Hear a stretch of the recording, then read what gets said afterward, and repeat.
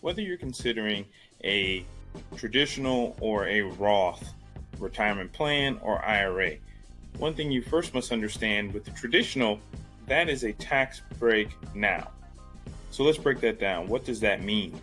That means that when I contribute to this traditional plan from my paycheck or my bank account, I get to deduct the amount that I contribute from my income. So that means essentially I am getting a lower taxable income that I report to the IRS. Now the Roth plan or IRA is a little bit different. That's a tax benefit later.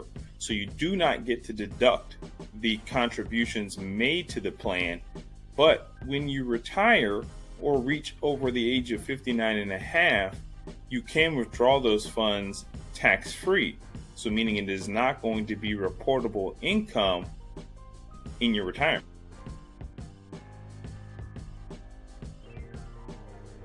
If you take a look at this diagram, you see the benefits of after-tax contributions. So that means tax-free withdrawals, tax-free growth, and no required minimum distributions. Here we have the advantages of a Roth. It does not require RMDs, which is the required minimum distribution, which happens when you turn 72 if this was a traditional retirement plan or IRA. The Roth also passes tax-free to your heirs. So not only are the distributions or withdrawals tax-free for you, but if you pass away and you pass this on to your heirs, they would also be able to draw it out tax-free as well. This Roth also avoids probate. And there's a wide range of investment options if you open up a Roth IRA. Pre-retirement withdrawals of contributions only are tax-free. And that means the money you put into the Roth, you can take out tax-free and penalty-free because those funds were already taxed.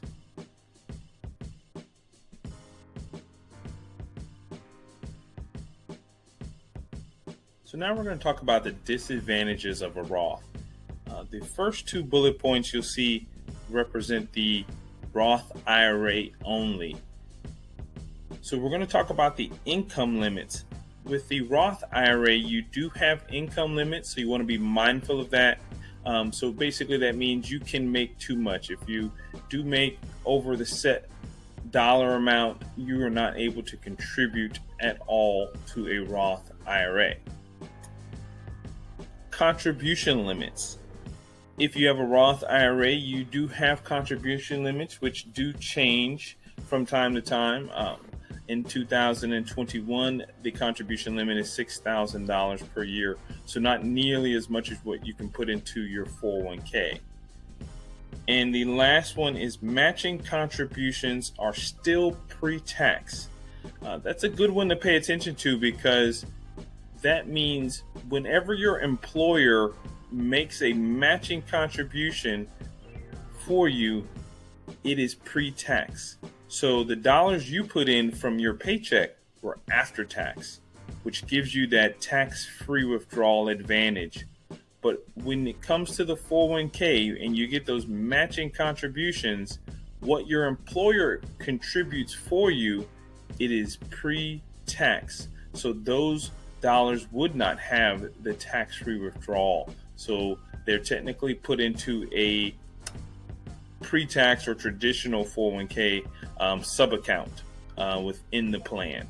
So just be mindful of those things when you're looking at the Roth as far as the disadvantages of having one.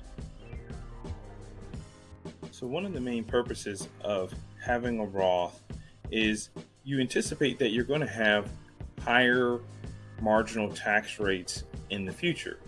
So basically that said means I expect I'm going to make a pretty good income in my retirement. So if I'm going to be in a higher tax bracket in retirement, then I want to have a tool that I can use to help minimize my taxable income. A Roth is a way to help minimize your taxable income. So if you expect to have or be a high income earner in retirement, then a Roth is something you would want to consider in your retirement strategy.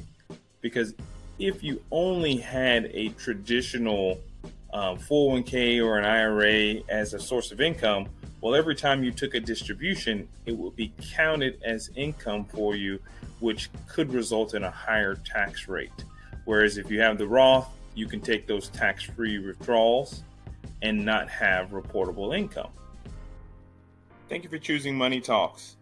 Don't forget to subscribe, and we hope to see you back.